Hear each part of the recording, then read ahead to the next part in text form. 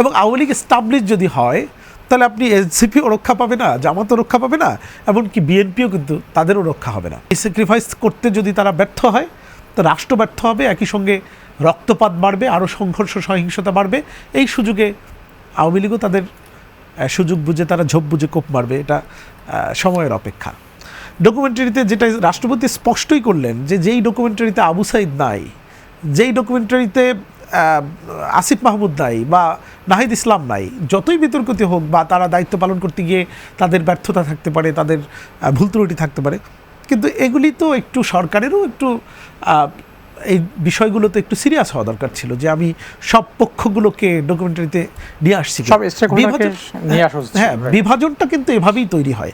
ঠিক একইভাবে যখন এনসিপি তো তখন ছিল না, পরে গঠন হলো, এনসিপি যখন পুরো কৃতিত্বটা আবার নিজের উপরে নিয়ে নেয়, তাহলে ওই যে মেয়েটা, যেই মেয়েটার কোনো বলেছে আমি কোনো রাজনীতি করি না, আমার এই কোটা নিয়ে কিছু নাই, তাহলে ওই মেয়েটাও তো ঝুঁকি নিয়ে রাস্তায় নেমেছে, কথা তো বলেছে, এবং ওই তার যে বক্তব্য এটা তো অনেককে ইন্সপায়ারেশন জুগিয়েছে, তাই না? এরকম হাজার হাজার ভিডিও আছে যেগুলো সাধারণ মানুষকে ঐক্যবদ্ধ করেছে রাজপথে নামার জন্য।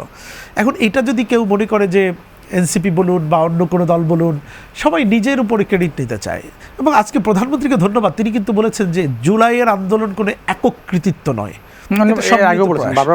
কিন্তু সমস্যাটা হচ্ছে কি এই বার্তাগুলো কি আসলে তৃণমূলে যায়? যদি তৃণমূলে যেত তাহলে কি ইউনিভার্সিটিগুলোতে শিবির আর কি বলে ছাত্র দলের এরকম সংঘর্ষ সংঘাত হতো?